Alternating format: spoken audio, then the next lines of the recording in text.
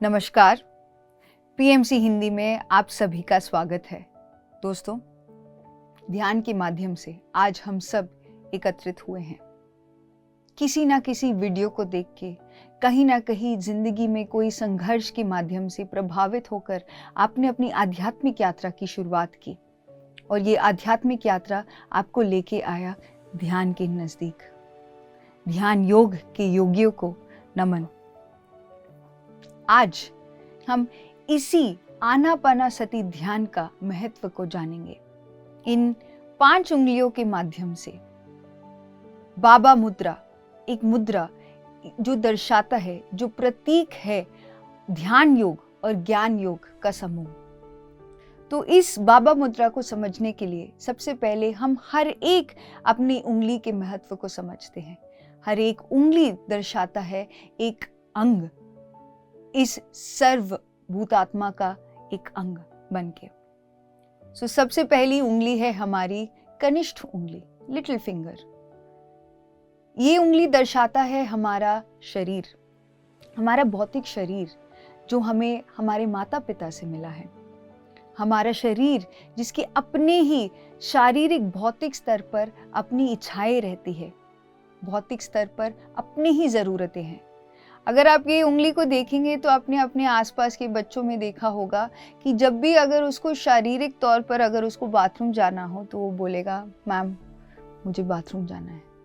तो ये जो कनिष्ठ उंगली है ये दर्शाता है हमारे शारीरिक स्तर पर जो भी हम हैं। ये शरीर हमें माता पिता से मिला है, तो उसके लिए बहुत बहुत बहुत धन्यवाद हमारे सभी माता पिताओं को। अब आती है हमारे मन की, जो दर्शाया जाता है हमारे अनामिका उंगली की। इसी उंगली को रिंग फिंगर भी कहते हैं। जब दो मन एक हो जाते हैं, जब दो मन का मिलन होता है, तब हम इसको मैरिज के तौर पर एक रिंग डालते हैं। ये मन हमें समाज से मिला है। ये मन इस जीवन में जो जो अनुभव हमने, जो जो घटनाएं हमारे साथ हुई है, जो जो भावनाएं इन घटनाओं के माध्यम से हमारे अंदर पैदा हुआ है, ये इस मन में सम्मिलित है। ये मन बहुत प्रभावित रहता है हमारे समाज के सोच विचारों से। ये मन हमारे विचार उत्पन्न करने का एक इंस्ट्रूमेंट है।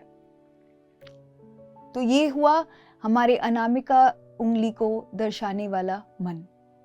अगर आप देखेंगे तो हमारा कनिष्ठ उंगली से बड़ा है हमारा अनामिका उंगली, यानी कि हमारे शरीर से महत्वपूर्ण बन जाता है हमारा मन, बिकॉज हमारा मन ही हमारे शरीर को कंट्रोल करता है।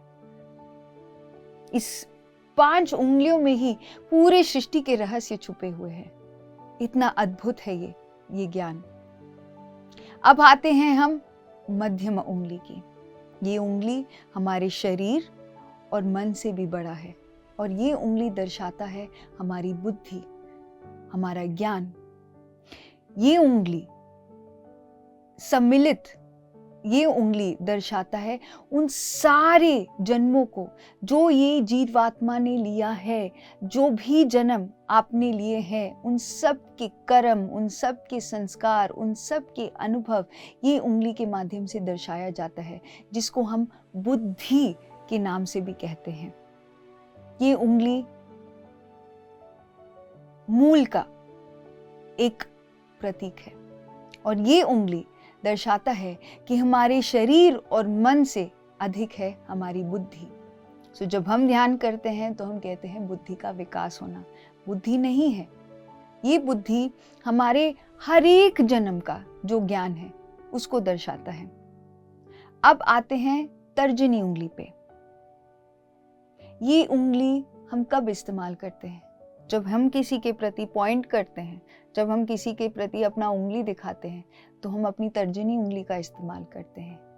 ये तर्जनी उंगली का बहुत महत्व है। ये तर्जनी उंगली दर्शाता है हमारे जीवात्मा को, जो आप स्वयं हैं। हम शरीर भी है एक स्तर पर, हम मन भी है एक स्तर पर, हम बुद्धि भी है एक स्तर पर और हम जीवात्मा भी है।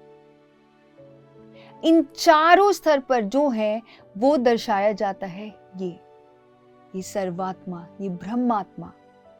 एक 5 उंगलियों में ही हम समझ सकते हैं पूरे सृष्टि का रहस्य, जो ये ब्रह्मात्मा दर्शा रहा है। ये अंगूठे वाला, ये अंगूठा विजय का जो प्रतीक है, वो है ये अंगूठा। जो सत्य है, जो सबसे परम सत्य, वही है कि ममात्मा सर्वभूतात्मा, कि ये जो जीवात्मा है ये सर्वात्मा ही है, जो हर एक रूप में प्रकट है। इस ज्ञान को हम बाबा मुद्रा के माध्यम से समझ सकते हैं। इन 5 उंगलियों के माध्यम से हम ध्यान योग और ज्ञान योग को समझ सकते हैं। इस मुद्रा में अगर आप देखेंगे कि शरीर बिल्कुल फ्री है, ये किसी भी उंगली के दबाव के अंदर नहीं है, वैसे ही ध्यान में भी हमारे आध्यात्मिक प्रगति में हमें अपने शरीर को कठोर कठिनाइयों के बीच में नहीं रखने की जरूरत।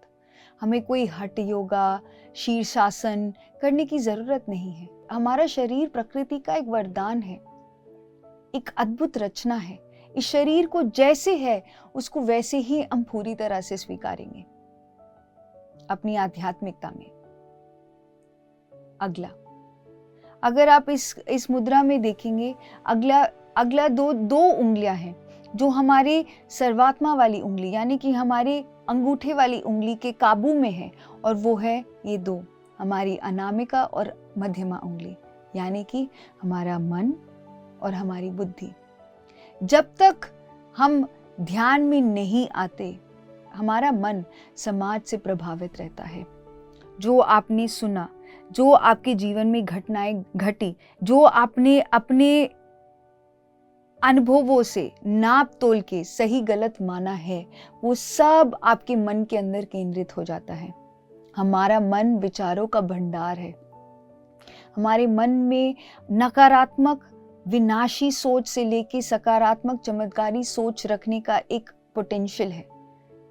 बट इसको सही मायने में अगर हम अपने काबू में लाना चाहते हैं, ये जो मन जो एक पशु समान एक मन रहता है, जिसको सिर्फ खाना पीना सोना, खाना पीना सोना, और अगले से कैसे उसको अपने अंदर दबाने के जो सोच विचार समाज हमारे अंदर उत्पन्न करता है, जो भावनाएं जैसे कि ईर्ष्या, क्रोध, मोह जैसी जो भावनाएं हैं, इसको अपने काबू में लाना है, तो जीवात्मा के पास एक इच्छा जागृत होती है।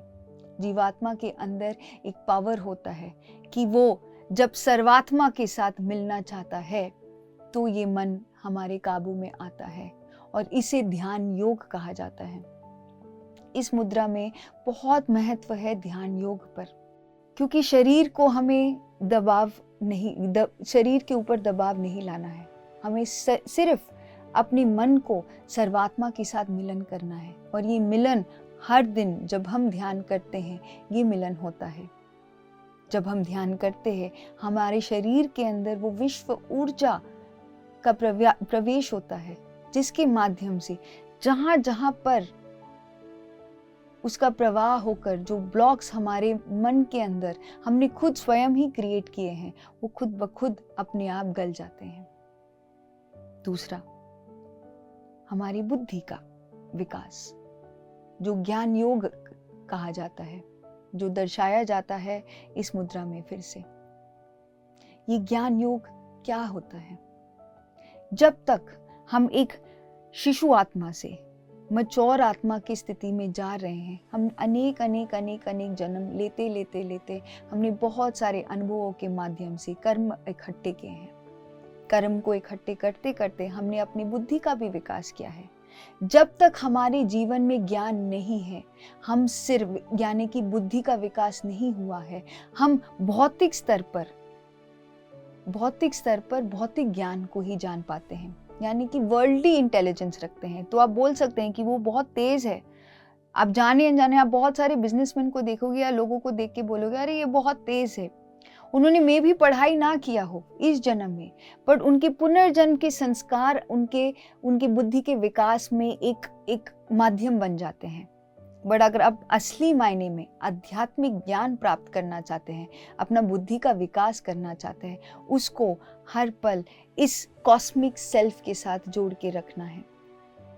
ये जोड़ने का एक माध्यम जो पिरामिड स्पिरिचुअल सोसाइटीज मूवमेंट बार बार दोहराता रहता है, इसको स्वाध्याय भी कहा जाता है। स्व का अध्याय, उन सभी पुस्तकों को पढ़ते रहना जिसमें स्वयं स्व के अनुभवों को बताया गया है। इस सिंपल आसान से मुद्रा में बताया गया है कि ध्यान इतना महत्वपूर्ण है, हर दिन ध्यान करना इतना आवश्यक है। ध्यान ही एकमात्र साधन है जिससे हम अपने सर्वात्मा के साथ हर दिन मिलन कर सकते हैं।